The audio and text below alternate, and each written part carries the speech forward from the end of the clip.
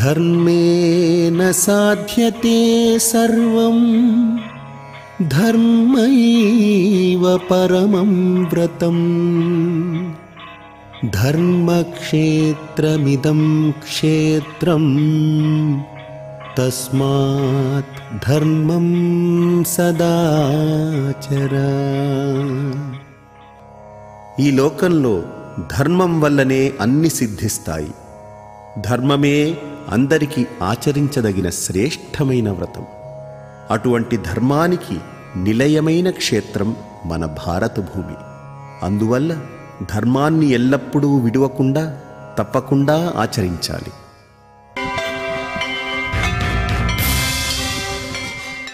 ఓం నమో వెంకటేశాయ. ధర్మక్షేత్రం కార్యక్రమానికి స్వాగతం.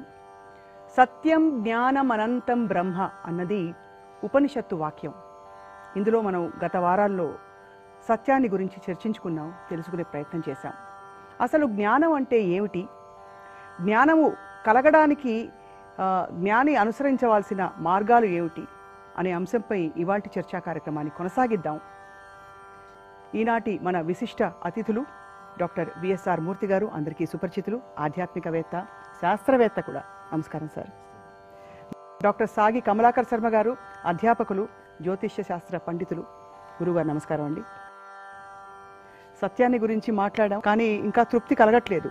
అసంపూర్తిగా ఉండి చర్చ అని అనిపించే విధంగా, కానీ చాలా అందులో సంపూర్ణంగా ఉండే విధంగా కొనసాగించారు గురుగారు.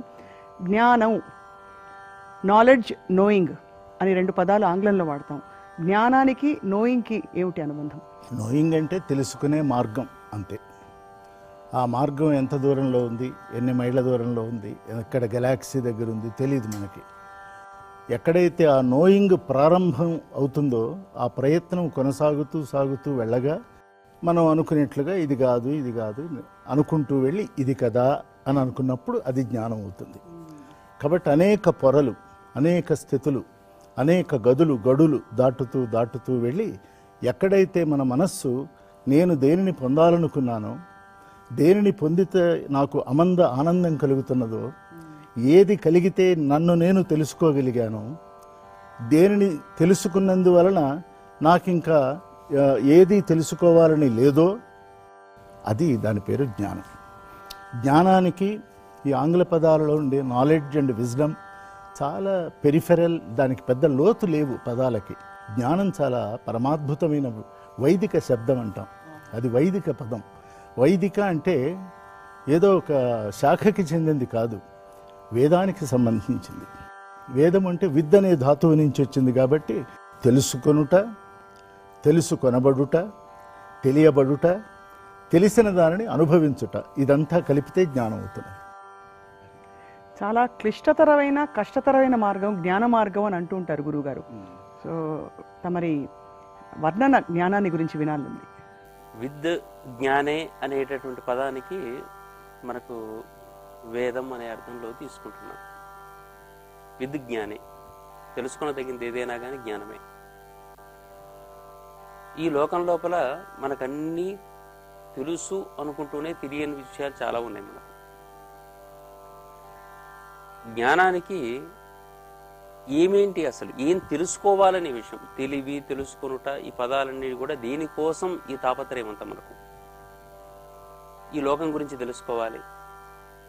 అవును, లోకంలోనైనా జీవితం, లోకాన్ని నియమించేది ఇంకోటి ఏదైనా ఉందా అనగానే అప్పుడు ఈ ప్రకృతి గురించి తెలుసుకోవాలి. అవును, మరి ప్రకృతి అయినా ఉన్నది, ఈ ప్రకృతిని కూడా నియమించేది ఇంకోటి ఏదైనా ఉందా, దాని మీద ఆధారపడింది ఉందా, అది తెలుసుకోవాలి.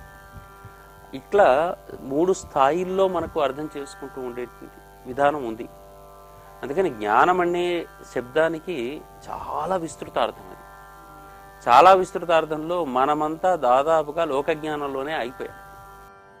అది జ్ఞానమేనా? అది జ్ఞానమే, కాకుంటే అజ్ఞానం. ఏదో జ్ఞానం పేరు చెప్పాలి కాబట్టి దీనికి అనేక రకాల పదాలు ఉన్నాయమ్మా. సంజ్ఞానము, విజ్ఞానము, పరిజ్ఞానము, ఈ శబ్దాలన్నీ కూడా వేదమే వాడింది. అయితే ఈ లోక వ్యవహారముల లోపల ఈ శరీరం వచ్చింది కాబట్టి ఇక్కడ బతకడానికి కావలసినటువంటి జీవిత విధానం అంతా కూడా తెలుసుకోవటం అనేది సాంఘిక జీవిత విధానం అంతా కూడా ఒక జ్ఞానం అంటున్నాం మనం. దీనిని నియమించేటటువంటిది ఈ ప్రకృతి ఒకటి ఉంది.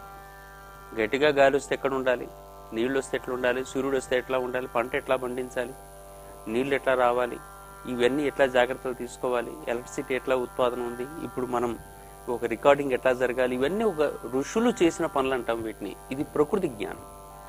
మొట్టమొదటి వాడిని మేధావి అన్నారు ఈ రోజుల లోపల. సామాజికమైన విషయాల మీద అవగాహన కలిగినటువంటి వాడు ఎవడైనా కానీ మేధావి. ఈ మేధావి నుంచి మనం ఎక్కడికి పరిణతికి వచ్చామంటే ప్రకృతి జ్ఞానానికి వచ్చాం. ప్రకృతి జ్ఞానాన్ని తెలిసినటువంటి వాళ్ళని మన వాళ్ళందరూ కూడా ఋషులు లేదా ఈ రోజుల్లో సైంటిస్టులు అంటాం, శాస్త్రవేత్తలు. శాస్త్రం అనేటటువంటిది ద్వారా శాస్త్రం వస్తుంది. శాస్త్రాన్ని అనుసరించి కొత్త కొత్త పరిశోధనలు చేసి ఈ ప్రకృతిలో ఏంటి మనం తెలుసుకోదగిందనే విషయం బయటికి వాళ్ళ సెల్ ఫోన్ వచ్చింది, ఇంకేదో చాలా విషయాలు వచ్చాయంటే ఈ ప్రకృతిలో ఆల్రెడీ ఉన్నదాన్ని వీళ్ళు ఐడెంటిఫై చేయగలిగిన శక్తి సంపాదించారు, వీళ్ళు ఋషులు అవుతారు. దానికన్నా పైన ఒకటి అసలు వీటికి అన్నిటికీ మూలమైంది ఇంకేదో ఉంటేనే కదా ఇవన్నీ ఆధారపడి ఉన్నాయి. అది దాని గురించి తెలుసుకోవడం పేరు మాత్రమే జ్ఞానం అని చెప్పారు మన వాళ్ళు. దాని పేరు ఆత్మ అనండి, శక్తి అనండి, చైతన్యం అనండి, మీరు గత వారంలో చెప్పిన సత్యం అనండి. సత్యము మూలమైనటువంటిది. మనం కూడా ఆలోచించవచ్చు, మన లోపల ఉండేటటువంటి ఒక చైతన్యం ఈ శరీరం నుంచి పక్కా జరిగేటట్టయితే మూలమైనటువంటిది అది సత్యం. ఆ సత్యం మీద ఆధారపడ్డటువంటిది లోపల ఉండే యంత్రాంగం. ఆ యంత్రాంగం ద్వారా ఈ శరీరం బయటకు వచ్చింది కాబట్టి దీని పాలన పోషణ వ్యవహారం ఈ లోకంలో బతికే మనుగడ విధానం అంతా కూడా లోక జ్ఞానం. అందుకని జ్ఞానం అనేటటువంటిది ఒకటే, ఆ మూల విషయాన్ని తెలుసుకోవటం ఒక్కటే జ్ఞానం అని మన వాళ్ళు చెప్పారు. ఇప్పుడు మనం ఏం చేసామంటే దానికి పరిజ్ఞానము, విజ్ఞానము. విజ్ఞానం అనేది రెండో పార్ట్ది. ఈ పరిజ్ఞానాలన్నీ మనం పేరు పెట్టేసేసి అదే మనం చదువుకునే విధానంలో సామాజిక జ్ఞానం పిల్లలకు చదివిస్తున్నారన్నమాట. ఇప్పుడు సాంఘిక జ్ఞానాన్ని ఒకటి, సైన్స్ జ్ఞానం ఒకటి అని చెప్పేసి చెప్తూ ఉన్నారు. గురుగారు, ఇక్కడ ఒక చాలా క్లిష్టమైన ఒక సందేహం. విజ్ఞానానికి మనం మాట్లాడే ఆ జ్ఞానానికి అవి రెండు పరస్పర విరుద్ధం అంటారా? అంటే ఒక విధంగా చూస్తే అది ఉంది అని గ్రహించడంలో ఇది ఉందని అనాలా, ఇది లేదని అనాలా, దీని పట్ల అసలు ధ్యాస ఉండకూడదా? విజ్ఞానానికి అసలు జ్ఞానానికి ఇది స్టార్టింగ్ పాయింట్ కనుక విజ్ఞానం అయితే చిట్ట చివరి పాయింట్ జ్ఞానం. ఇది లేక అది లేదు, ఇది లేకపోతే అది తెలీదు. ఈ విజ్ఞానం కావాలి, పదార్థ విజ్ఞానం కావాలి. పదార్థ విజ్ఞానంలో నుంచి పరిశోధన, పరిశీలన ఇవన్నీ అయిన తర్వాత యథార్థ జ్ఞానం వైపు వెళతాం. కాబట్టి ఈ విజ్ఞానం ఈవేళ మనం చెప్పుకునే ఈ లౌకిక జ్ఞానం, శర్మగారు ఇప్పుడు ఆ పదం చెప్పారు. లౌకిక జ్ఞానానికి ఇంకో పార్శ్వం ఏంటంటే లోకంలో ఎలా బతకాలో తెలుసుకోవటం కూడా జ్ఞానమే. లోకాన్ని మోసం చేయటం ఒక జ్ఞానం అయితే లోకము చేత మోసగింపబడకుండా ఎలా జీవించాలో అది కూడా జ్ఞానమే. కాబట్టి ఈ లౌకిక జ్ఞానంలో మనం చదువుకునే విద్యలన్నీ వస్తాయి. కానీ దీన్ని ఆధారం చేసుకొని ఇది లేకపోతే ఎట్లా? అక్షర జ్ఞానం ఉండాలి కదా, విచక్షణా జ్ఞానం ఉండాలి కదా, వివేకం ఉండాలి కదా. వీటన్నింటినీ ఆధారం చేసుకొని శాస్త్రాలను చదువుతూ, అధ్యయనం చేస్తూ, అభ్యాసం చేస్తూ, ఆచరిస్తూ కడగా అసలు జ్ఞానం వైపు వెళ్ళినప్పుడు మనం ఎప్పుడూ చెప్పుకుంటాం అన్లర్నింగ్ ఆఫ్ ది లెర్నింగ్ అని. అక్కడికి వెళ్ళాక ఇవేం అక్కర్లేదు, అక్కడి దాకా ఇవి అవసరం, అంతే కదా. చాలా మంది వాదిస్తూ శాస్త్ర సాంకేతిక విజ్ఞానం ఇప్పుడు పుంజుకుంటున్న ఈ సమయంలో మనం లేని దాని గురించి ఏమిటి అని కొంతమంది శాస్త్రవేత్తలు కావచ్చు, వారి వాదన అలా ఉంటుంది. పరస్పర విరుద్ధం, రెండింటికి బాగా భేదం ఉందని చెప్పడం. ఆ విషయంలో నాది స్పష్టమైన లైన్ ఏంటంటే they are complementary to each other. Science ద్వారా నేను భగవంతుడిని సంపూర్ణంగా అనుభవిస్తా. ఎందుకంటే ఆ భగవంతుడి ఆ కాంపోనెంట్ ఎక్కడ ఉంది అని వెళ్తాను. భగవంతుడు అంటే ఏంటి? మనం చెప్పే ది కాదు కదా. A great feeling and inner power. God is nothing but A force and feeling. ఆ ఫోర్సు ఫీలింగ్ కలిపి ఇదిగో ఈవేళ మనం ఈ జన్మ ఎత్తాం. ఇక్కడ ఈ జ్ఞానాలు, విజ్ఞానాలు, ఇవన్నీ పరిజ్ఞానాలు, ప్రజ్ఞానాలు ఇవన్నీ దాటి వెళుతూ ఉన్నప్పుడు మనం అసలు వైపు వెళ్ళాలి గనక వీటి అవసరం ఖచ్చితంగా ఉన్నది. భాషాశాస్త్రం, భాషా జ్ఞానం ఉండాలి, సంగీత జ్ఞానం కదా. సంగీత జ్ఞానం లేకపోతే మీరు పాట ఎలా పాడతారు? కవికి అక్షర జ్ఞానం, ఛందోజ్ఞానం కనుక లేకపోతే ఆ పదాలు ఎలా పొదగలుగుతాడు? కాబట్టి వీటికి మనం సైన్స్ అని పేరు పెట్టద్దు. ఇవి విజ్ఞాన రేఖలు. అది ఈ విజ్ఞాన రేఖలు ఒక్కొక్కటి గుదిగుచ్చుకుంటూ వెళితే మంచి పూలమాల తయారై చివరికి ఏమవుతుంది అంటే అది జ్ఞానంగా పరిణామం చెందుతుంది. మెటమార్ఫాసిస్ అంటాం. అది ఖచ్చితంగా జరుగుతుంది. అది సో చాలా ఆసక్తికరంగా సాగుతోంది గురువుగారు చర్చ. జ్ఞానం పొందడంలో అనుసరించాల్సిన అనేక మార్గాల్ని మనం పెద్దలు చెప్పగా విన్నాం. కానీ ఒక సందేహం కలుగుతుంది, ఈ జ్ఞానం అన్నది మనిషి మానవ జన్మ జీవించి ఉండగానే కలిగే స్థిత, లేదు మనం మామూలుగా ఆత్మ అనంతరం అనేక లోకాలకు వెళ్తుందంటాం, ఏ స్టేజ్లో ఈ జ్ఞానం అనే స్టేట్ వస్తుందని ఒక సందేహం. ఇక్కడ ఒకటి వాట్ ఫార్ బి బార్న్ అనేటటువంటి ఒక ప్రశ్న ఉంటుంది ప్రతి వాళ్లకు. ఇప్పటి రోజుల్లో పిల్లల్ని ఎవరైనా కానీ, మా దగ్గర యూనివర్సిటీలో పిల్లలైనా ఎవరినైనా అడిగితే ఎందుకు చదువుకుంటున్నారా అంటే for the sake of job sir. Next ఏం చేస్తారు అంటే పెళ్లి చేసుకుంటాం, తర్వాత పిల్లల్ని కంటాం, ఆ తర్వాత ఇది ఇల్లు కొనుక్కుంటాం, ఒక కారు కొనుక్కుంటాం, ఇంకేది నెక్స్ట్ ఏంటి అంటే ఏం లేదు వాళ్ళ దగ్గర. మన దగ్గర ఉన్న అధ్యయన విధానం కూడా అంతే. నువ్వు ఎందుకు పుట్టావు, ఏం నేర్చుకోవటానికి, ఏది సాధించడానికి, ఎక్కడికి చేరడానికి. ఇంత మంచి శరీరం వచ్చింది కదా, ఇంత మంచి బుద్ధి వచ్చింది కదా, ఇంత మంచి రూపం ఉంది కదా, తిన్నది అరుగుతుంది కదా. కాబట్టి ఈ శరీరము ఆల్రెడీ చాలా మంచి పనులు చేసి ఇక్కడికి వచ్చినటువంటిది. కాబట్టి ఇంతకన్నా ఉన్నత స్థితి వైపు నేను వెళ్ళాలి, ఉన్న స్థితి నుంచి ఉన్నత స్థితి.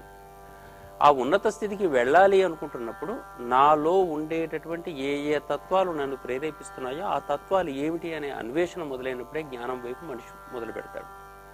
ఆ తత్వాన్వేషణ అనేటటువంటిది మొదలు పెట్టడం. కానీ వీళ్ళేం చేస్తున్నాం, ఇప్పుడు కేవలం ఉద్యోగం చేయటం, కడుపు నింపుకోవడం, జీవితం గడిచిపోవటం. 4 రోజులైతే ఏమవుతుంది, శరీరానికి రోగమయమవుతుంది, తర్వాత చచ్చిపోతుంది. చచ్చిపోయిన తర్వాత నెక్స్ట్ ఏంటంటే తెల్లారి 2 మర్నాడు 3, ఇంతకన్నా జరిగేది ఏం లేదు. అందుకని నేను పుట్టింది దేనికి అనుకుంటున్నప్పుడు ఏది శాశ్వతమైనదో దాని వైపు నేను వేరు వేరు మెట్లను ఎంచుకొని దాన్ని ఒక్కొక్క మెట్టు ఎక్కుతూ వెళుతున్నప్పుడు మనకు దొరికే ఒకటే. ఈ లోకంలో మనుగడ సాగించడానికి ఇంతకుముందు మూర్తి గారు చాలా క్లియర్గా చెప్పినట్టుగా ఒక్కొక్క స్థాయిలో ఒక్కొక్కరు చెప్పినట్టుగా మనము ఆయా అడుగులు వేసుకుంటూ ఆ అసలైన జ్ఞానానికి నియరెస్ట్గా వెళ్ళేందుకు స్టెప్స్ మొదలు పెడతాం. ఈ స్టెప్స్ మొదలుపెట్టిన తర్వాత అవును ఈ కన్ను ఎట్లా పనిచేస్తుంది, కన్నుతో చూడటం అలవాటైంది, ఉపయోగించుకోవటం అలవాటు. ఆ విషయం అర్థం కాలేదనుకోండి, కన్ను ఎట్లా పనిచేస్తుందో తెలియకుండా కన్నును మాత్రం జీవితంలో వాడేసాం.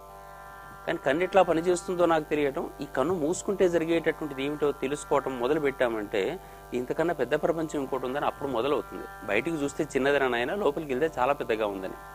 ఈ పెద్దగా ఉందని ఎప్పుడైతే తెలుసుకోవడం మొదలు పెట్టామో దాని వైపు మన రీసెర్చ్ సాగుతున్న కొద్దీ కొత్త విషయాలు బయటకు వచ్చాయి. మన వాళ్ళకి విజ్ఞానం అన్నారు దాన్ని.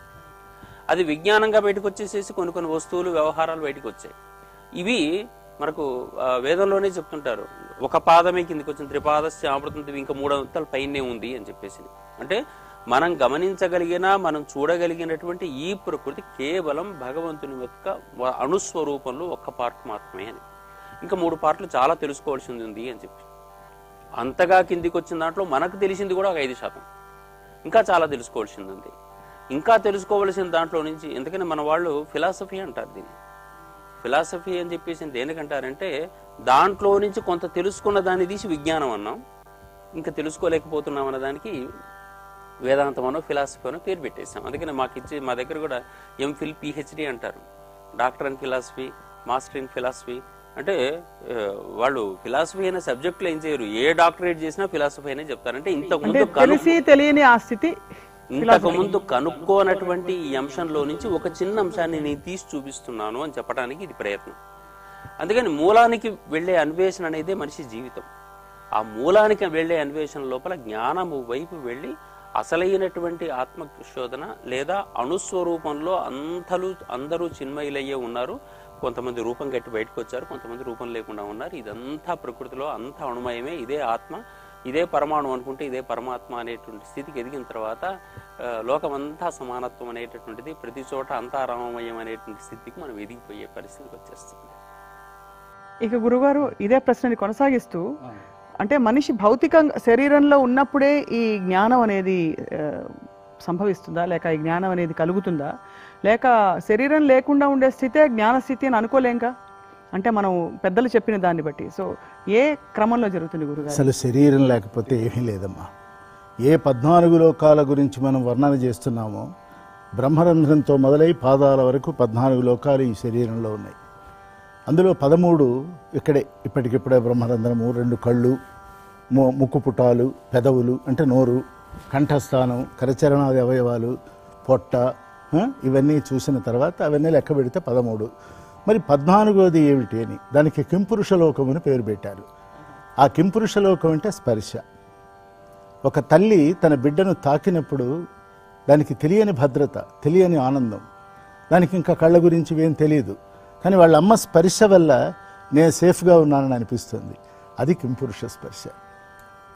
స్పర్శాలోకనం అని ఒక మాట ఉంది. కాబట్టి ఈ 14 లోకాలు ఈ శరీరంలో మనం జీవుడుగా ప్రాణైక స్థితిలో ఉన్నప్పుడే వీటిని మనం పొందాలి. దీని తర్వాత ఏమిటి? దేహ పతనానంతరం ఏమిటంటే చెప్పినవాడు లేడు, వెళ్ళి చూసినవాడు లేడు. అది కూడా కాల్పనికమైనటువంటి ఒక మహాజగత్తుని వాళ్ళు ఊహించి మనబోటి వాళ్ళకి దాన్ని పరిచయం చేస్తూ, మీరు ఈ దేహం వదిలిపెట్టాక ఈ విష్ణులోకానికి వెళ్తారు, బ్రహ్మలోకానికి వెళ్తారు, లేకపోతే కైలాసంలో చేరుతారని మనకి ఎందుకు చెప్పారంటే, దీనికంటే చాలా ఉదాత్తమైనవి కాబట్టి అక్కడికి వెళ్ళటానికి మనం ప్రీ క్వాలిఫై అవుతామని మంచి జీవితం గడుపుతాం, అంతే అంతే. తర్వాత ఇక జ్ఞానం అనేది ఎప్పుడు ప్రారంభమవుతుందని ఒక ప్రశ్న వచ్చింది. నిజానికి మనం జ్ఞానాన్ని గురించి మాట్లాడుతున్నాం, కానీ జ్ఞానానికంటే ముందు విశేషంగా మాట్లాడుకోవాల్సిన ఇంకో పార్శ్వం ఉంది. దాని పేరు అజ్ఞానం. అజ్ఞానం అంటే ఏమిటో మనకు పూర్తిగా తెలిసిపోతే దాని పేరు జ్ఞానం. అది అజ్ఞానాన్ని వదిలిపెట్టి మనం జ్ఞానం వైపు మళ్ళీ అది శాస్త్రజ్ఞానమే అవుతున్నది. కాబట్టి అజ్ఞానం అంటే వేళ ఒక కమలం, ఒక పువ్వు, అది బురదలో పుడుతున్నది. బురదని ఎవరన్నా గుర్తుపెట్టుకున్నారా? బురద లేకపోతే కమలం వస్తుందా? రాదే. కానీ దాని మూలం ఏమిటి? శబ్దం వింటున్నాం, దాని మూలం ఏమిటి? అన్ని శబ్దాలు పుట్టే నిశ్శబ్దమందు, అన్ని యుగాలు మొదలాయ యోగమందు, అన్ని జన్మల చివరాయ నరజన్మ, అరయ నారాయణాన్వేషితం. అంతే. ఆ నారాయణుని అన్వేషించేటువంటి ఒకానొక ప్రయత్నమే అజ్ఞానం అంటే ఏమిటి, జ్ఞానం అంటే ఏమిటి. ఈ రెండింటి మధ్య 2-3 పదాలు ఉన్నాయి. అజ్ఞానాన్ని గురించి తీవ్రంగా విచారణ చేస్తున్నట్లయితే, ఒక 2-3 సమప్ చేసినట్లయితే, నాకు చాలా తెలుసు అని నా మనస్సు నాకు అనిపించినప్పుడు నేను అజ్ఞానిని. నాకు మాత్రమే తెలుసు అనుకున్నప్పుడు ఇంకా గాఢమైన అజ్ఞానిని. ఇంకెవ్వరికీ తెలియదు, నాకు తెలిసిన రహస్యాలు ఎవరి దగ్గర లేవు అని గనక అనుకున్నట్లయితే నేను అజ్ఞాన కూపంలో ఎక్కడో లోతుగా ఉన్నానన్నమాట. ఇంకా పైన ఒక సూర్యుడున్నాడు, ఈ ప్రపంచం ఉంది, వెలుగుంది, ఏం తెలియదు నాకు. కాబట్టి అక్కడి నుంచి నేను ఉద్ధారణ చేసుకుంటూ, ఉద్ధరేరాత్మనాత్మానం అని నన్ను నేను పరిష్కారం చేసుకుంటూ వెళుతుంటే అజ్ఞానంలో నుంచి నేను విజ్ఞానంలోకి వస్తా. అంటే విజ్ఞానం అనేది వీళ్ళ పర్యాయ పదం సైన్స్. శర్మ గారు కూడా అదే వాడారు. అది విజ్ఞానం అంటే విశిష్ట జ్ఞానము అని అర్థం. విశిష్ట జ్ఞానం, it is not related to only science. ఇప్పుడు వాడుకలో మాత్రం ఉత్త సైన్స్ కి వర్తింపజేసేలాగా ఆయన విజ్ఞానవేత్త అండి అంటే సైంటిస్ట్ అంటున్నారు. కాదు, అది భౌతికవాదమానికి సంబంధించింది. ఈ విజ్ఞానం అంటే విశిష్టమైనటువంటి జ్ఞానం. నేను దేనిని కొంత తెలుసుకున్నానో దానిని ఓన్ చేసుకున్నా, అది విజ్ఞానమే నా దగ్గర ఉంది. ఆ విజ్ఞానం నుంచి నేను మరొక మెట్టు ఎక్కాలి, దాని పేరు సుజ్ఞానం. అంటే ఏది ఈ ప్రపంచాన్ని పక్కన పెడితే ముందు నాకు ఏది ఒక భద్రతని, ఆనందాన్ని, స్పష్టతని ఇస్తుందో అది సుజ్ఞానం. అంటే పాజిటివ్ యాటిట్యూడ్. ఈవేళ ఆ సుజ్ఞానం నుంచి ప్రజ్ఞానం వైపు వెళ్ళాలి. ఆ అంతే. అంటే అజ్ఞాన సుజ్ఞాన ప్రజ్ఞానాలు అంతే కదా. మధ్యలో విజ్ఞానం కెటాలిటిక్ ఏజెంట్. ఆ విజ్ఞానం లేకపోతే నాకు అజ్ఞానము తెలియదు, సుజ్ఞానాన్ని నేను ఎంచుకోలేను, ప్రజ్ఞానం వైపు వెళ్ళలేను. అన్నీ ఉన్నాయని తెలుసుకోవడం, ఏమీ లేదని తెలుసుకోవడం జ్ఞానం. ఇవన్నీ ఉన్నాయి అని తెలుసుకుంటూ ఇవేవి కావు అని తెలుసుకుంటామే, అది అసలు జ్ఞానం. ఇక్కడే ఒక పదం కూడా ఉందమ్మా, యోగ వాసిష్టంలో వారికి సపోర్టుగా ఒక పదం, విషయ గ్రంథి అజ్ఞాన గ్రంథుల విభేదమే జ్ఞానం అని రాస్తారు దాంట్లో. యోగ వాసిష్టంలో చెప్పిన మాట. అంటే అజ్ఞాన గ్రంథికి తెలియకపోతే అది విభేదం చేయటం విధానం తెలియదు కదా.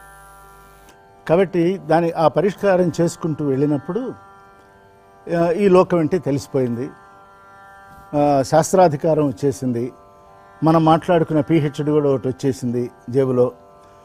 ఈ పిహెచ్డి మీద నేను ఒక మాట చెప్తాను, pure heart is divine, that is real PhD. Divinity, ఆకాశంలో డివినిటీ లేదమ్మా, మనలో ఉంది. గురుగారు ఇక్కడ ప్యూర్ హార్ట్ అంటే రకరకాల మంచితనాలు, ఈ మానవీయ గుణాలన్నీ అన్వయించుకుని మేము ప్యూర్ హార్ట్ అనుకుంటారు చాలా మంది. అట్లా అంటే ప్యూర్ హార్ట్ అంటే శుద్ధ మనస్సు అని ఒకటి ఉంది, సూడో మైండ్ ఒకటి ఉంది. జోహారీ విండోలో సూడో మైండ్ ఉంది. Known self, unknown self, darker self, real self అని విజ్ఞాన శాస్త్రం, దీంట్లో సైకాలజీలో, బిహేవియరల్ సైన్సెస్లో మనకు వస్తుంది. కాబట్టి ఇవన్నీ దాటిన తర్వాత రియల్ సెల్ఫ్ని నేను తెలుసుకునే ప్రయత్నం చూస్తాను. చూడండి, ఇప్పటి వరకు నేను సాధించిందంతా ఈ ప్రపంచం నా గురించి ఏమనుకుంటున్నదో నాకు తెలుసండి. ఖచ్చితంగా అందరూ చెప్తున్నారు కదా, మంచివాడినో చెడ్డవాడినో చెప్తుంది, ఓహో అనుకుంటున్నాను. అది ఒకటి, ఒక పార్శ్వం. తర్వాత అన్నోన్ సెల్ఫ్ ఉంది, నిజానికి నా గురించి నాకేం తెలియదు, అది తెలుసుకోవాలి. అది తెలుసుకుంటేనే నేనేమిటో నాకు అర్థమవుతుంది. డార్కర్ సెల్ఫ్ ఒకటి ఉంటుంది, అసలే అది డార్క్, దాని మీద నల్లగుడ్డ వేసేసి నన్ను నేను కప్పేసుకుంటానే, అది డార్కర్ సెల్ఫ్. ఈ మూడు దాటిన తర్వాత రియల్ సెల్ఫ్ ఉంటుంది. లోకం నా గురించి ఏదన్నా అనుకొని this is what I am, this is what I know, this is what I don't know, నాకు తెలిసిందిదే తెలియందదే అనేటువంటి ఒక ప్రత్యేకమైన భావం ఎప్పుడైతే ఏర్పడుతుందో జ్ఞానం వైపు మన ప్రయాణం, మన మనస్సు ప్రయాణిస్తూ ఉంటుంది. మనమేం ప్రయాణం చేయం జ్ఞానం వైపు. ముందు స్పృహ, ఆ స్పృహ గాఢమైనప్పుడు దాని పేరు ఎరుక అని పేరు పెడతాం. అక్కడికి వెళ్ళినప్పుడు బ్రహ్మసూత్రాలలో 555 బ్రహ్మసూత్రాలలో మొట్టమొదటి సూత్రం పేరేంటో తెలిసిన, అధాతో బ్రహ్మ జిజ్ఞాస. అమ్మ ఇక్కడికి వచ్చాను, చదువుకున్నాను, ఫలానా అయిపోయాను, లోకం నాకేదో ఒక ఫలానా ఇది ఇచ్చేసింది బిరుదు, ఇవన్నీ బాగానే ఉన్నాయి, తర్వాత ఏమిటి, తర్వాత ఏమిటి, ఆ తర్వాత ఏమిటే భారతీయమైనటువంటి రియల్ వేదాంతం ఏదన్నా ఉంటే ఆ ఒక్క దానిలో మొట్టమొదటి బ్రహ్మసూత్రంలో ఉంది. కాబట్టి ఈ జ్ఞానం అజ్ఞానాన్ని గురించి ఈవేళ మనం చెప్పుకోవాలి. ఒక సద్గురువు అయినటువంటి వాడు జ్ఞానబోధ, ఏ జ్ఞానబోధ చేస్తాడు? ఫిలాసఫీ చెప్తాడు. ఫిలాసఫీలో మోరల్ ఫిలాసఫీ చెప్తాడు, డూస్ అండ్ డోంట్స్ చెప్తాడు. కానీ నిజమైనటువంటి సద్గురువు దేన్ని బోధిస్తాడో తెలుసా? అజ్ఞానాన్ని గురించి బోధిస్తాడు. అంటే మనకేమనిపిస్తుందంటే చాలా తెలుసు అని అనుకున్న మనం అన్నీ తెలిసి ఏమీ తెలియనట్లున్నాయని ఎదుర్కొన్నప్పుడు పొరపాటు పడ్డా. మనం చాలా తెలుసుకున్నాం అనుకుంటామే, అజ్ఞానం బద్దలవుతుంది, అక్కడ జ్ఞానం పొటమరిస్తుంది. ఒక ప్రశ్న, మనం 3 పదాలు వాడాము గురుగారు, స్పృహ, ఎరుక, జ్ఞానం. ఈ స్పృహ క్షణికం, అంటే ఒక క్షణంలో కలిగి బహుశా దానికి ఏమిటి, అది కలగడానికి కూడా ఎంతో సాధన అవసరమా, లేక మనతో మనం అనుసంధానం అయ్యి నిత్యం మనం గమనించుకుంటున్న ఆ స్థితిలో ఉంటే సరిపోతుందా? దాన్ని ఎలా ముందుకు తీసుకువెళ్ళాలి? మీరన్న ప్రశ్నలోనే అది ఉంది. సాధన అనే పదం లేకుండా ఈ లోకంలో ఏది సాధింపబడే అవకాశం లేదు. ప్రపంచమంతా అజ్ఞానంలోనే ఉంటుంది ఎప్పటికీ కూడా.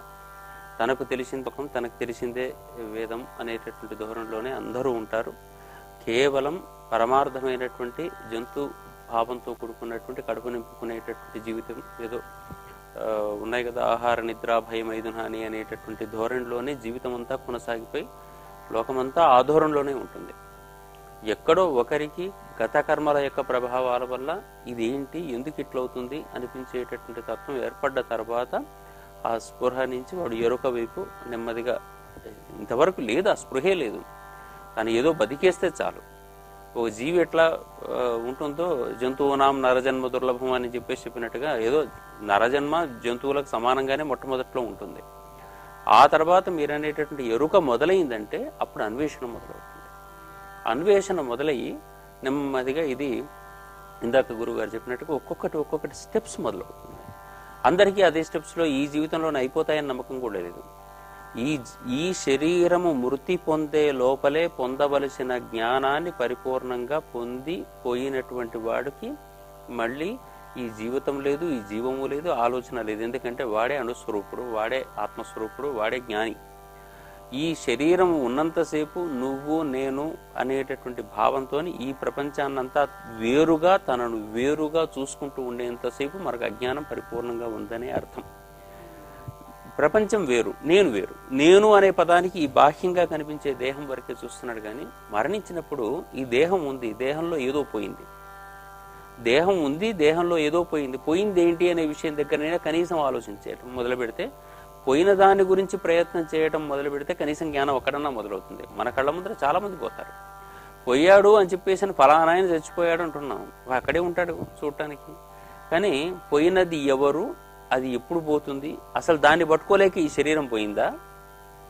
చెట్టు ఉండగా చెట్టును ఆకు పట్టుకోలేక పండుటై ఆకు రాలిపోయిందా, లేకపోతే చెట్టు వదిలిపెట్టి వెళ్ళిపోయిందా అనుకున్నప్పుడు ఆకు రాలిపోయింది. ఇప్పుడు ఆకు రాలిపోయినప్పుడు చెట్టును పట్టుకోలేని శక్తి ఎవరికి వచ్చింది? ఆకుకు వచ్చింది, పండు బారిపోయింది, లేదా ఎవడు విరిచేశాడు, యాక్సిడెంట్ అనుకుందాం. అది అంటే ఈ శరీరం కూడా లోపల ఉండే చైతన్యం అనేటటువంటి ఆధారాన్ని పట్టుకోలేకపోయినప్పుడు ఈ శరీరం పాలిపోతుంది అనే జ్ఞానం మొదలైనప్పుడు ఇది జ్ఞానం వైపు ప్రయాణం.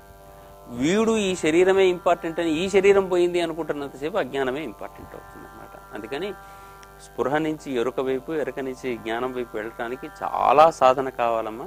సాధన కావటం అనేటటువంటిది నిరంతరం అన్ని పనులలో ప్రతి చోట చూస్తున్న ప్రతి విషయంలోనూ కూడా లోపల మథనం సాగాలి. ఇదే ఆ మథనం ఎంత తీవ్రంగా జరుగుతుంటుంటే అంత తొందరగా అతడు జ్ఞానం వైపు ప్రయాణం చేస్తుంటాడు. దీనికే తపస్సు కావాలి, ఉత్తగా బయటికి చూస్తే కాదు, తపస్సు కావాలి.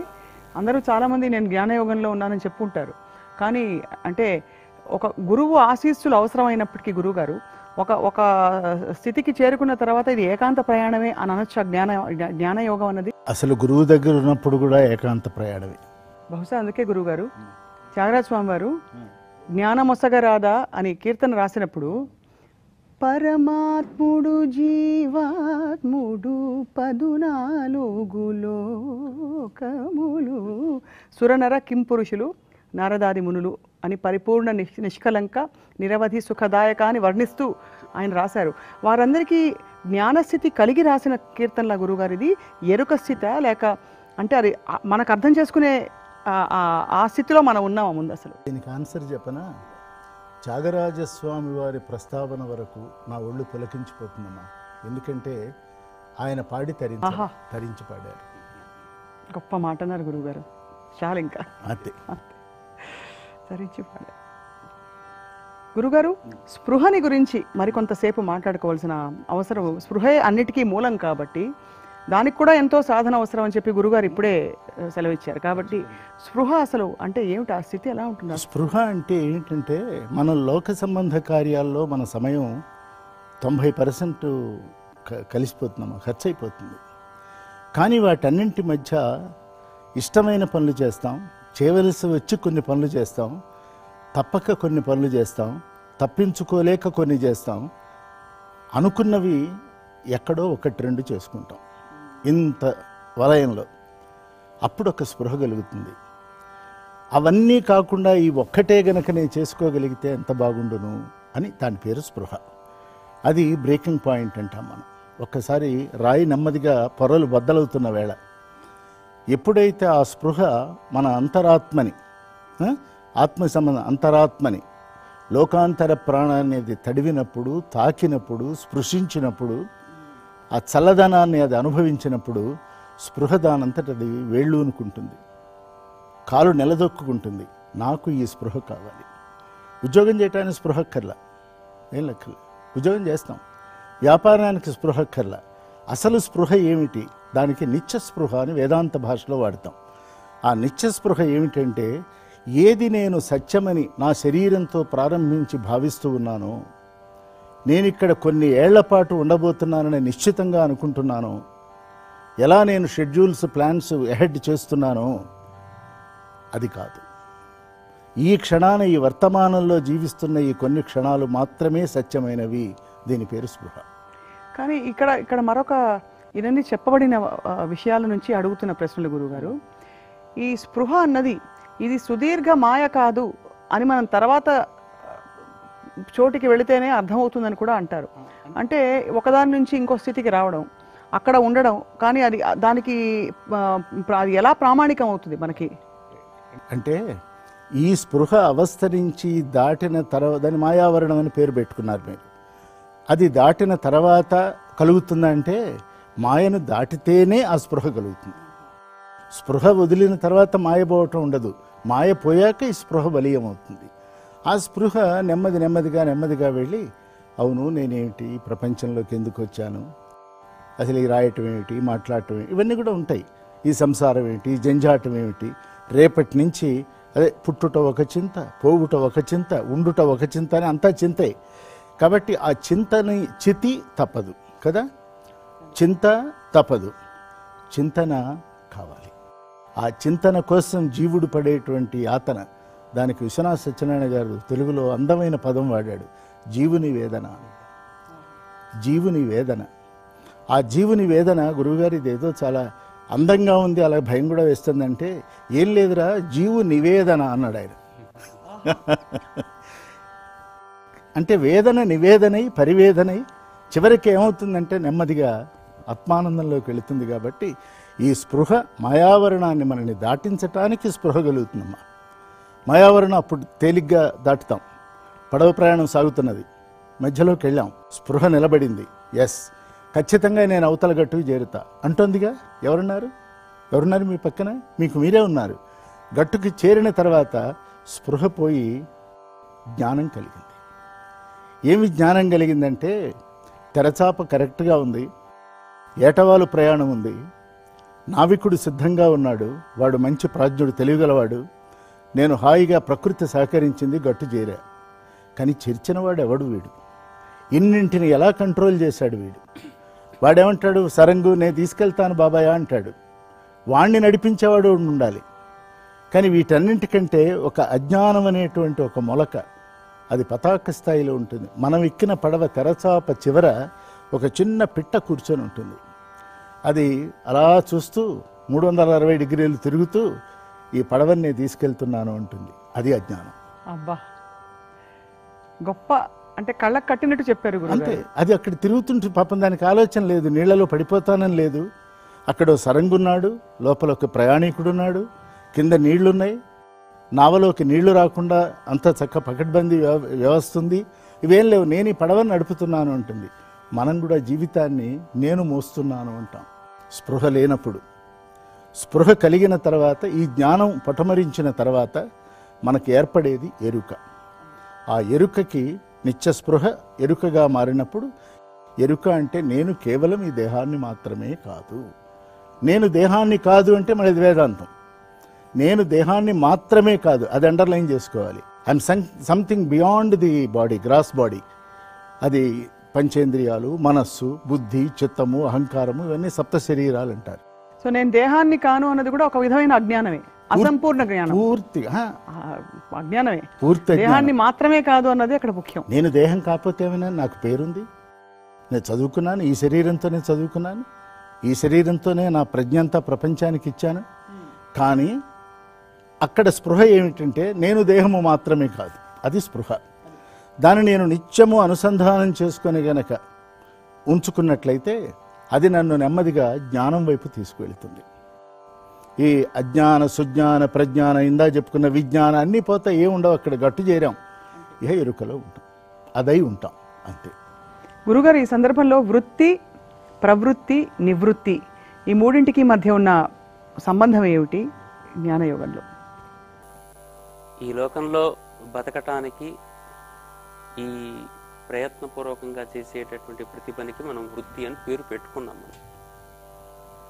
కానీ మనిషికి నిజానికి పరిపూర్ణమైన జ్ఞానం ఏర్పడుతూ వస్తున్న సందర్భంలో తెలుసుకోవాల్సింది, ఇందాక గురుగారు చెప్పినట్టుగా జల సంబంధమైన మాటలు గుర్తొచ్చేసరికి ఇంకోటి ఏదో గుర్తొచ్చింది. పడవ అనేటటువంటిది ఒకటి ఉంది, నీళ్లు ఒకటి ఉన్నాయి.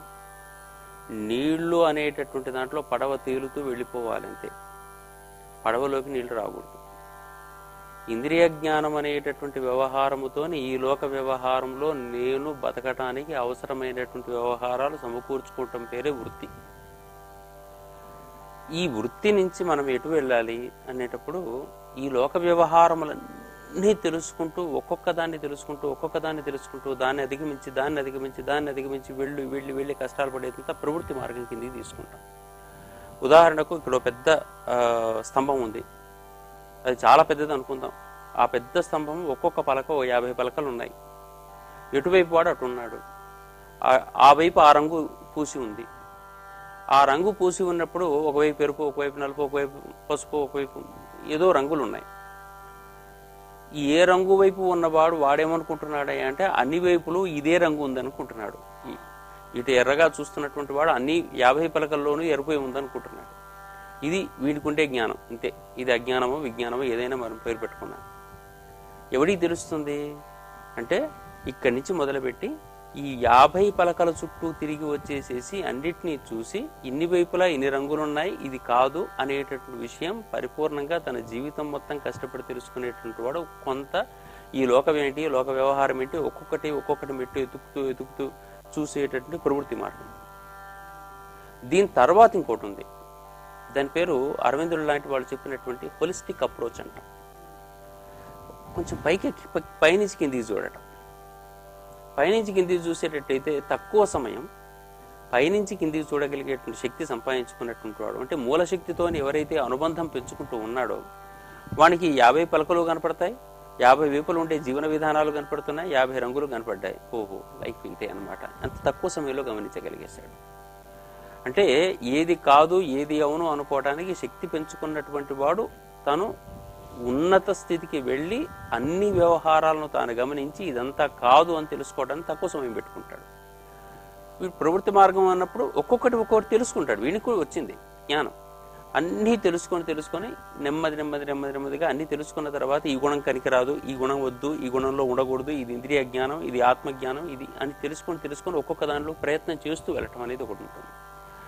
ఈ లోక వ్యవహారంలో బతకడానికి వృత్తి అవసరం అవుతుంది. అందుకని ఈ మూడిటికి మనము ఇవ్వగలిగినటువంటి కొంచెం బైఫర్కేషన్ అనేది ఈ రూపంలో కనపడుతూ ఉంటుంది అనమాట. కనిపించే ఇంద్రియాలకు సంబంధించిన జ్ఞానం ఏదైతే ఉంటుందో ఆ ఇంద్రియ జ్ఞానమే జ్ఞానముగా లోకంలో మనకు కనపడుతుంది. కానీ ఒక్క పదార్థం యొక్క రుచి తెలియటానికి మీరు ఒక్కసారి నోట్లో ఏదైనా పులుపుదో తీపిదో లేకుంటే ఏదైనా వస్తువు వేసుకున్నప్పుడు మీరు చూడండి, ఒక్కసారి ఇట్లా కళ్ళు మూసేస్తాం, చెవులు మూసేస్తాం. మూస్తే ఆ పదార్థం తీయగా ఉందా, పుల్లగా ఉందా, దీంట్లో ఉప్పు తక్కువైందా, పంచదార ఎక్కువైందా అనే విషయం చెప్పగలుగుతున్నాం. అంటే బాహ్యమైన ఇంద్రియాల వ్యవహారం అంతా కూడా చేసేటటువంటి వాటి వృత్తుల్లో ఉన్నాయో వాటిని మూసేస్తే మనకు అంతర్గతమైనటువంటి వ్యవహారం తెలుస్తుంది. అట్లాగే బాహ్యంగా ఇంద్రియాలు ప్రవర్తించేటువంటి వ్యవహారం నుంచి లోపలి వైపు ప్రయాణం మొదలుపెట్టేటట్టయితే ఆటోమేటిక్గా దీన్ని నడిపించేదెవరో దాని దగ్గర మనం ఎక్కువసేపు కనుక కూర్చునే ప్రయత్నం మొదలు పెడితే అపరిమితమైన శక్తితో ఈ సృష్టి వ్యవహారం అర్థమైపోతుంది. అది అసలైన జ్ఞానం వైపు మన ప్రయాణం. ఎంత గొప్పగా ఉంది గురువుగారు. అసలు జ్ఞానాన్వేషణ కష్టం నుంచే మొదలవుతుందా?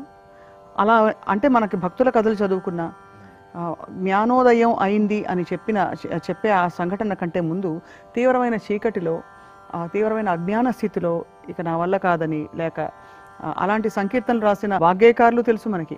అలాగే భక్తుల కథలు చదివినప్పుడు కూడా అదే అర్థం అవుతుంది.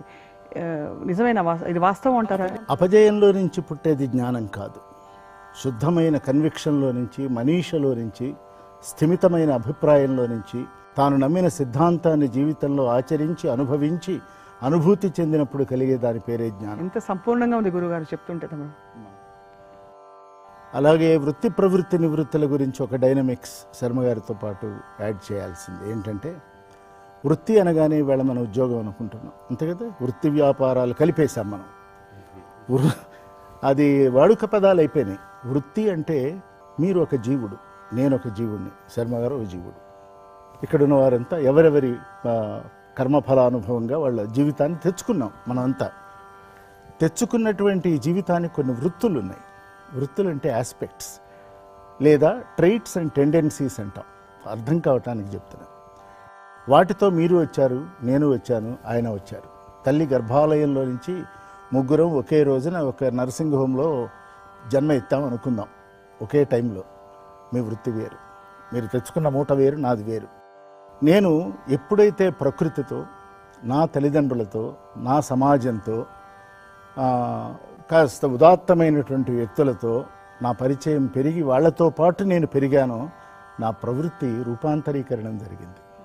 నేను పుట్టిన నాడున్న నా వృత్తి గత జన్మకు సంబంధించిన వృత్తి, దాంతో వచ్చాను. ఆ యాస్పెక్ట్ ఎప్పుడైతే ఒక ఎక్స్పాన్షన్లోకి నేను వెళ్ళానో నా ప్రవృత్తి రేఖలు మారిపోయినాయి కదా. ఆ ప్రవృత్తి రేఖలు మారిపోయినప్పుడు నాకు అనిపిస్తుంది, నాకు వృత్తి వద్దు, ఈ ప్రవృత్తి వద్దు. నేను ఈ ప్రభావంలో నుంచి నేను నా స్వభావంలోకి వెళ్ళాలి. నా స్వభావం ఏమిటంటే నేను ఆత్మని. కాబట్టి నిర్వృత్తి చేసుకుంటే అది నివృత్తి అవుతుంది. వృత్తులే లేని స్థితి. దానికి మన వాళ్ళు మోక్షం అని పేరు పెట్టారు. మోక్షాన్ని గురించి ఒక మాట, మరణానంతర సుఖం మోక్షం కాదు, మోహక్షయమే మోక్షం. మోహాలు పోయినాయి, మోహాలు క్షయమైపోయినాయి, మోక్షం పొందినట్టే లెక్క. ఇక్కడ వీటితో ఐడెంటిఫై కాకపోవడం అవన్నీ ఉంటాయి, మన మధ్యనే ఉంటాయి. ఆకర్షణలు ఉన్నాయి, అవకాశాలు ఉన్నాయి, సందర్భాలు ఉన్నాయి. అన్నింటినీ కాదని నన్ను నేనుగా నిలబెట్టుకున్నానే, అది నా ప్రవృత్తి కావాలి. ఆ ప్రవృత్తిలో నేను నిలకడ చెందినప్పుడు నివృత్తి మార్గంలోకి నేను వెళ్తా. కాబట్టి ఈ మూడింటిని మనం ప్రొఫెషన్ నుంచి వృత్తి అనే పదాన్ని బయటపడే ఫ్యాకల్టీస్ అవన్నీ కూడా మనం తెచ్చుకున్నాం. వాటిని షార్పెన్ చేసాం, వైడెన్ చేసాం, వైడర్ ఎంక్వైరీ చేసాం, ఎక్స్పాండ్ అయినాం. Expansion is life, contraction is death. Expand అయినాక వాటి నుంచి ఐడెంటిఫై అవ్వాల్సిన అవసరం లేకపోవడం అన్నది అసలు లేదు, ప్రవృత్తి. అంతే. ఆ నివృత్తి మార్గంలోకి వెళ్ళినప్పుడు ఇవాళ మనం ఒక త్యాగరాజస్వామి వారు, ఒక నమాచార్యుల వారు, వీళ్ళని కనుక మనం ఒక సెయింట్ పోయిట్స్ అంటాం కదా, వాళ్ళు కేవలం వాగ్గేయకారులు కాదు, సెయింట్ పోయిట్స్ వాళ్ళు. ఆ సాత్వికమైన స్వాదు స్వభావంతో ఉన్నటువంటి వాళ్ళు తమ అంతరంగంలో ఏర్పడినటువంటి అనంత భావ తరంగాలకి వాగ్రూపం ఇచ్చారు, వాంగ్మయ సృష్టి చేశారు. ఆ వాంగ్మయము వారు అభిన్నంగా ఉన్నారు. అది వాళ్ళ నివృత్తి మార్గంలో నుంచి పుట్టింది. అందువల్లనే ఇందాక అనుకున్నట్టు త్యాగరాజస్వామి వారు తరించి పాడారు. గురువుగారు చాలా ఎంత గొప్పగా అనిపిస్తుందంటే ఆ జ్ఞాన మార్గం ఎంత చైతన్యం, వింటున్న కొద్దీ మరింత చైతన్యం కలుగుతుంది. గురుగారు, సత్యానికి జ్ఞానానికి మధ్య అనుబంధం ఏంటి? మనం సత్యము జ్ఞానం అనంతం బ్రహ్మ అన్నాం కాబట్టి లోతైన చర్చ చేసినప్పుడు సత్యము జ్ఞానము రెండు ఒకటే. ఆత్మ అనేటటువంటి పదాన్ని వాడిన సందర్భంలో చైతన్యము, శక్తి, ఆత్మ, సత్యము, వ్యవహారం అంతా కూడా జ్ఞానము అనే పదానికి ఇవన్నీ పర్యాయ పదాల కిందకనే వాడుకోవాలి. కానీ ఈ లోక వ్యవహారంలో మనం వాడుతున్న సందర్భంలోనే వీటిని మనము అది తెలుసుకోవడానికి ఉపయోగించేది ఈ జ్ఞానము అనేటటువంటి పదాన్ని వాడుతున్నాం. ఆత్మ గురించి తెలుసుకోవటం అనేటటువంటి పదానికే జ్ఞానం అని పేరు పెట్టారు మన వాళ్ళు. మిగిలిన వాటికన్నిటికీ కూడా వేరు పేర్లు ఉన్నాయి. లోతైన చర్చతోని పరిపూర్ణమైనటువంటి చైతన్యం ఏది ఉందో, ఏదైతే దీనికన్నిటికీ లోకానికన్నిటికీ ఆధారమో, ఆ ఆధారాన్ని అన్వేషించేటటువంటి ఒకానొక ప్రయత్నానికి ప్రస్తుత కాలంలో మనం జ్ఞానం అని పేరు పెట్టుకుంటే సరిపోతుంది. కానీ అసలైన పదం ఏంటయ్యా అంటే ఇంకా సత్యము జ్ఞానం సమానమైన విషయం. జ్ఞానం అంటే ఏంటంటే ఈ ఆధారం ఏమిటో తెలిసిపోయిన వాడి జ్ఞాని అనేసాం. ఆ జ్ఞానం కలిగిన వాడు జ్ఞాని. ఈ జ్ఞాని కన్న తర్వాత వాడు అదే అయిపోయాడు, ఇంకా కొత్తగా వాడి జ్ఞానం తెలియాల్సిన అవసరం లేదు. ఇంకా అంటే తెలుసుకోదగినది ఇంకా ఏదైతే ఏమీ లేదు అనుకుంటూ ఉండగలిగేటువంటి స్థితి వచ్చిందో అది పరిపూర్ణమైన జ్ఞానం కదా. ఆ జ్ఞానం వచ్చిన వాడికి ఇంకా కొత్తగా తెలుసుకోవాల్సిన అవసరం లేదు. కేవలం మన అర్థం కోసం, మనం నేర్చుకోవటం కోసం, మన పరిభాషలో వాడుకోవటం కోసం ఆ మార్గంలో వెళ్ళడానికి 100 పదాలు పెట్టాం. ఇంద్రియ జ్ఞానం అని, ఈ జ్ఞానం అని, ఆ జ్ఞానం అని పేరు పెట్టి మనం ఆ సత్యాన్వేషణకు, సత్యజ్ఞానం వైపు ప్రయాణం చేస్తున్నామని చెప్పేసి చెప్పడానికి పనిచేస్తుంది తప్ప సత్యమునకు, జ్ఞానమునకు మనకు పూర్వ సిద్ధాంతవేత్తలు చెప్పినటువంటి విధానం ప్రకారంగా ఎట్టి పరిస్థితుల్లో దానికి భేదం లేనటువంటిది. అసలు జ్ఞాన మార్గంలో నడవడం చాలా కష్టమైన మార్గం అని అంటారు. ఇందులో గురువు భక్తి మార్గంలో గురువుని ఆశ్రయించవచ్చు కొంతవరకు అని పెద్దలు చెప్తారు. కానీ జ్ఞాన మార్గంలో మనం పూర్తిగా ఏకాంత ప్రయాణం ఇది అని. దానికోసం మనకి స్వజ్ఞానం, అసలు మనం ఏమిటో అంటే లౌకికంగా తెలుసుకోవాల్సిన అవసరం కూడా ఉంటుంది.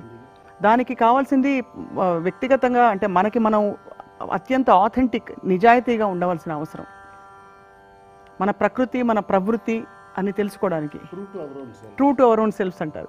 దానికి ఏమన్నా మార్గాలు ఉంటాయా గురుగారు? కాంటెంప్లేషన్ అంటారు, అనేక పదాలు వాడారు పెద్దలందరూ పుస్తకాలు రాసిన వాళ్ళు. కాంటెంప్లేషను, కాన్సన్ట్రేషను, కమ్యూనియను, రకరకాల ఈ పదాలన్నీ మన అక్కడి నుంచి ఇంపోర్ట్ చేసుకున్నవే. మనకి భారతీయ వైదాంతిక పరమైనటువంటి భాషలో సప్తజ్ఞాన భూమికలు అని ఒకటి ఉంది.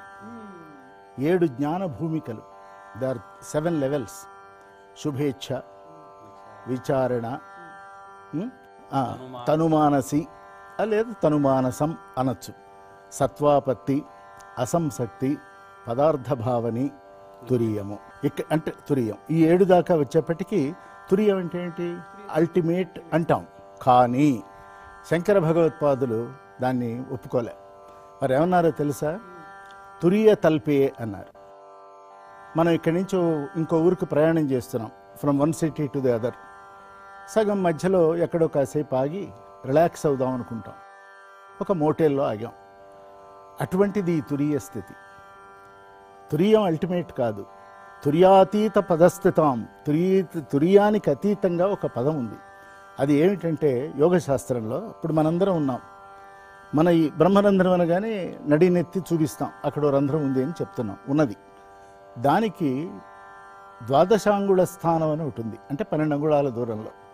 మళ్ళీ 12 అంగుళాలు అనగానే బ్రిటిష్ వాడు ఇచ్చిన ఫుట్ స్కేల్ కాదు, ప్రతివాడి కుడి చేతి బొటన వేలు పై కణుపు ఎంత ఉందో ఆ పొడుగు ఎంత ఉందో ఇంటూ 12, అక్కడ ఒక చంద్రకళాస్థానం అని ఒకటి ఉంది. చంద్రకళాస్థానాన్ని మంచు ముక్కగా భావించండి. ఏ మూలాధారం నుంచి వాయువు నెమ్మదిగా అనేకమైన చక్రాలు దాటి వచ్చి సుషుమ్మును దాటి, కాస్త గంభీరమైన విషయం ఇది, బ్రహ్మరంధ్రం నుంచి ఆ పడగ ఎత్తినప్పుడు వేడి గాలి మంచు ముక్కకి తగిలినప్పుడు ఏమవుతుంది? కరుగుతుంది. కరిగి అది ఎక్కడ పడుతుంది? ఎగ్జాక్ట్ ఎక్కడ బ్రహ్మరంధ్రంలో నుంచి గాలి వచ్చిందో వేడి గాలి, దానిలో అది ప్రవేశిస్తుంది. దీన్ని సౌందర్య లహరిలో the first spiritual scientist of India is Adishankara. ఆయన ఏం చేశారంటే 10వ శ్లోకంలో చెప్పారు, అమ్మా నువ్వు సర్వే సర్వత్రా వ్యాపించి ఉన్నప్పటికీ కూడా మా యందున్న దయా విశేషం చేత నీకు నిజానికి కరగి మా యందు ప్రవేశించక్కర్లే, ప్రవేశించి సర్వాంగీణమైన దేహం అంతా ఆవరించావు తల్లి, నీకు నమస్కృతులు అంటాడు 10వ శ్లోకంలో. అంటే ఏమవుతున్నది? ఈ సప్తజ్ఞాన భూమికల్లో తురీయం దాకా వెళ్ళినప్పుడు తురీయ ఆశ్రమం ఉన్నారు, అంతే కదా. మీరు వీళ్ళందరినీ మాట్లాడినప్పుడు వారు తురీయాశ్రమానికి చెందినవారు అని అంటాం, అనగానే వారు అల్టిమేట్ అని మనం నిర్ణయిస్తాం. ఇంగ్లీష్లో కాదు, వారు అక్కడి దాకా వెళ్ళి ఆగారు. వారు తురియానికి అతీతంగా ఇంకా వెళ్ళవలసిన ప్రయాణం వారికి ఉంది, ఇంకా ఉన్నాయి, దండకమండలాలు ఉన్నాయి, చేయవలసిన కర్తవ్యాలు ఉన్నాయి. వారు ఆ నిష్టలో నుంచి వారు ఇంకా ప్రయాణం చేస్తూనే ఉన్నారు, వారి ప్రయాణం అయిపోలే. ఆ ప్రయాణం అయిపోయిన తర్వాత ఏమవుతుంది అంటే సర్వసంగ పరిత్యాగులు అవుతారు. అప్పటిదాకా పరిత్యాగులు కారు, పరమహంసలు కారు, ఏది వదలరు, వదలటానికి వీలు లేదు, వాళ్ళకి అవకాశం లేదు, తప్పు వాళ్ళది కాదు. కాబట్టి ముందు ఎలా శుభేచ్ఛతో ప్రారంభించాలి అంటే విత్ గుడ్ ఇంటెన్షన్ ఇంగ్లీష్లో, తర్వాత విచారణ ఎంక్వైరీ, తర్వాత తనుమానసి లేదు మానసం, అంటే why this body, why this mind, why ఇంద్రియాస్, క్వశ్చన్స్ వచ్చిన మధ్యలో అక్కడ ఆ మొట్టమొదటి మూడింటికి ముముక్షువుకి సూచనలు. అక్కడ ఆగిపోతే ఆయన ముముక్షు అండి అంటే మోక్ష మార్గాన్ని వెతుక్కుంటున్నాడు అని. ముముక్షు అంటే మోక్షం పొందినవాడు కాదు, మోక్షం అంటే ఇంకేమిటో తెలియదు, అది ఎక్కడుందో వెతుకుతున్నాడు. He's groping in dark. కానీ ఆ జ్ఞానం కలిగింది అక్కడ దాకా. ఎందుకని? శుభేచ్ఛతో మొదలుపెట్టాడు, కొంత ఎంక్వైరీ చేశాడు, సత్వాపత్తి కలిగింది. సత్వాపత్తి తన మూలమేటో నెమ్మదిగా దృఢమవుతున్నది.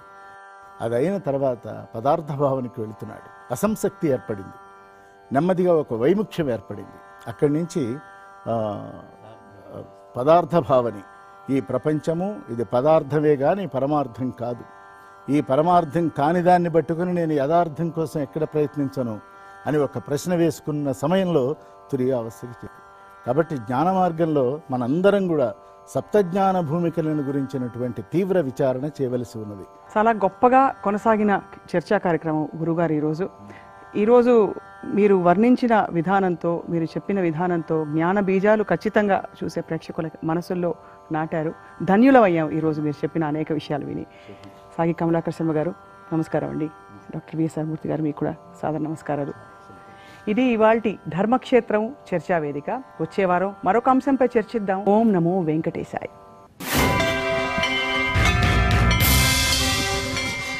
ఓం